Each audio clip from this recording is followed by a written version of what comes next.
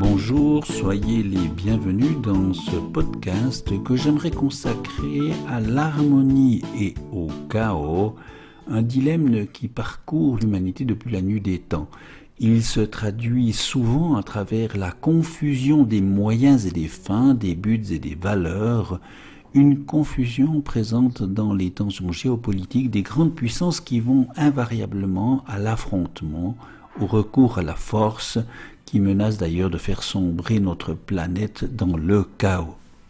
Mais qu'en est-il dans la science unifiée de Nassim Haramein?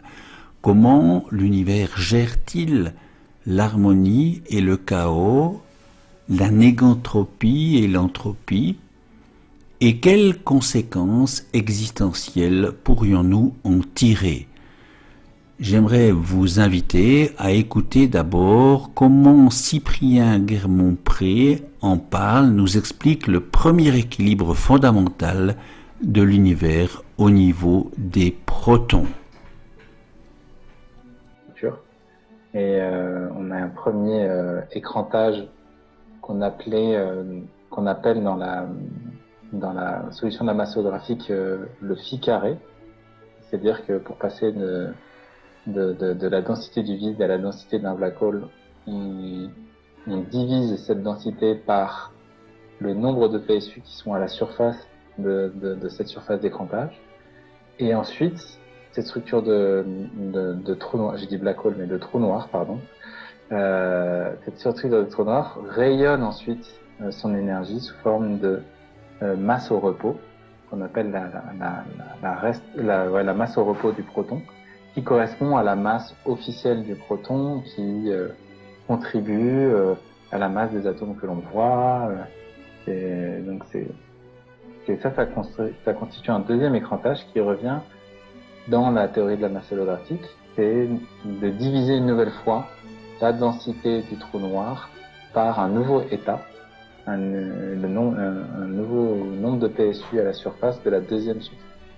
Et du coup, on a ces deux surfaces qui font passer de l'énergie de 10 à la puissance 113 joules par mètre cube à la densité d'un proton. Et la masse au repos d'un proton, c'est 10 à la moins 27 kg. Donc c'est vraiment tout petit par rapport à la densité d'énergie qui correspond à, d'après nos calculs, donc à l'ensemble du poids des protons dans tout l'univers. Donc vous voyez, il y a vraiment à l'échelle du proton une diminution très importante de la masse en fait apparente pour quelqu'un qui est à l'extérieur. Et en fait ces différents écrantages, ça correspond à une décohérence progressive. Et cette décohérence progressive, ce délai qui va apparaître entre des PSU distants l'un de l'autre, va aussi s'accompagner d'une élévation de la température. Donc on va passer d'une température nulle au centre, une cohérence extrême, à une température beaucoup plus importante, au fur et à mesure qu'on va ajouter de la décohérence. Et cette décohérence, on peut le voir d'un point de vue géométrique. Donc là, je vous ai expliqué plus d'un point de vue thermodynamique avec les différentes phases, les différents écrantages. Mais une façon de se le représenter, c'est quand on revient au mouvement des PSU dans un double torus. Donc, faut imaginer, il y a des écoulements donc voilà, si je trace, donc pour ceux qui sont pas au courant, un torse, c'est comme un donut. Et on va avoir des écoulements qui vont aller de l'intérieur vers l'extérieur. Donc ils vont revenir au centre du donut, vont aller vers l'extérieur et revenir. Ce qu'on appelle le mouvement poloïdial. Et après, il va y avoir un mouvement qui, si jamais je mets un donut comme ça, il va avoir aussi une circulation dans ce sens-là. Donc on a une circulation dans ce sens-là et dans ce sens-là. Ça c'est toroïdial et ça c'est poloïdial. Et en fait, quand on visualise cette circulation poloïdiale, donc faut imaginer, c'est les deux ensemble, donc faut imaginer une hélice en fait, comme ça, qui fait le tour d'un cercle. Et d'ailleurs, une façon de décrire ces écoulements, c'est d'avoir une décomposition hélicoïdale. Et on peut imaginer qu'une petite partie, donc la plupart des PSU reviennent au centre en permanence, donc ils sont pris dans un sorte de cercle où en permanence ils reviennent au centre, ils vont à la périphérie, ils reviennent au centre. Mais il y a une petite proportion de ces PSU qui vont aller beaucoup plus loin en fait. Et le fait d'avoir beaucoup de PSU au centre qui sont en permanence proches de l'origine, et qu'une toute petite partie va aller vers l'extérieur, et bien en fait c'est ce rapport entre ce qui reste au centre et ce qui vient à l'extérieur qui va créer en fait, donc comme il y en a beaucoup moins qui vont à l'extérieur, ça va créer de l'espace, ça va créer de déphasage entre chacun des PSU, et c'est ce déphasage-là qui va créer l'élévation de température et l'augmentation aussi de l'entropie. Et donc en fait, faut garder en tête vraiment ces écoulements et le fait que il y a une petite partie qui arrive à s'échapper, et c'est cette petite partie-là qui contribue au désordre en fait. Il y a donc toujours un potentiel de désordre, mais où le situer d'un point de vue existentiel? Les humains peuvent, par leur choix, accroître le désordre ou le limiter, le restreindre, l'empêcher ou le canaliser. Il nous faut pour cela clairement situer l'équilibre dans le domaine du vivant. La loi de la vie n'est pas la loi de la haine, la loi de la force ou la loi des causes mécanistes. Celles-ci sont les lois de la non-vie, de la mort, de l'entropie. La loi qui domine la vie est la loi de la coopération, tendant toujours vers des buts plus hauts, plus élevés, et c'est aussi vrai pour les formes de vie les plus primitives. Chez les humains, cette loi de la vie prend la forme de l'amour.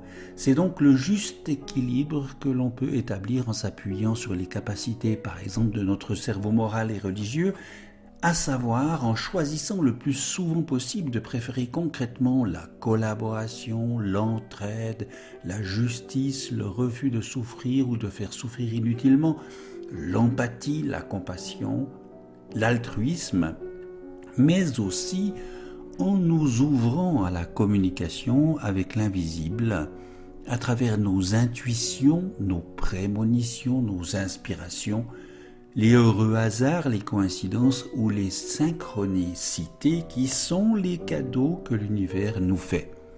C'est en lui, par lui, que nous pouvons créer, attirer ou repousser une immense partie de ce qui fait notre réalité quotidienne. C'est en lui et par lui que nous pouvons générer de l'équilibre. À travers ce champ de vibrations et d'informations et d'énergie dans lequel nous apparaissons et nous disparaissons tout le temps, nous y puisons dans ce champ le 70% de ce que notre corps a besoin en énergie et en information, tout comme nous y déposons nos désirs ou nos peurs, par exemple. Clairement, dans le corps, si le cerveau est l'antenne de l'ensemble de radio, le cadran de réglage est le cœur qui peut être modifié par nos états émotionnels, créer même des effets positifs ou négatifs, placebo et nocebo, et dès lors, il est important de nous sentir de manière empathique avec l'univers, de sentir cette connexion avec le tout pour que notre antenne soit correctement orientée, correctement dirigée. C'est à la fois un défi pratique et spirituel indispensable pour créer de l'équilibre. Quand nous méditons, par exemple, nous allons vers l'information qui est toujours accessible. Nous avons ainsi une influence, y compris à distance, en vertu du principe d'intrication. Nous pouvons surtout vivre en équilibre, dans la joie, la complicité, la sérénité, de nous savoir co-créateurs de notre réalité, aidés par un allié de taille, l'univers, à travers notre grand soi, notre âme, en somme.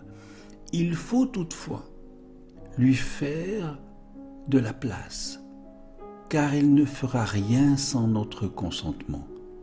Elle est en réalité grandement entravée par toutes sortes de choses, par nos fausses croyances, par nos culpabilités, par nos doutes, par nos peurs, par notre ego et notre mental soumis à la quête éperdue de sécurité, de confort, de gloire, de richesse, de pouvoir et de plaisir de toutes sortes. C'est le chaos de l'entropie au niveau existentiel.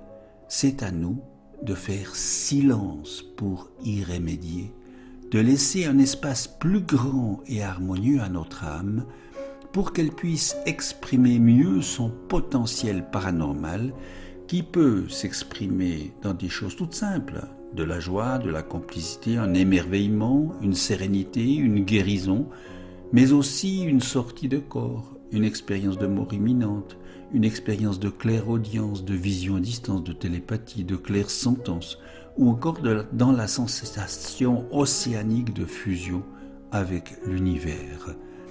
C'est à cette évolution spirituelle que l'humanité me semble appelée. Là, qu'elle pourra quitter sa fascination pour la violence, ou sa colère et sa tristesse à l'encontre de la vie et des vivants. Ici, clairement, rien ne se fera sans nous. Donc, chaque consentement compte. Nous avons réellement le choix entre l'harmonie et le chaos, la vie et la mort en somme, la survie ou l'autodestruction. Notre avenir commun va dépendre de ce choix individuel et collectif.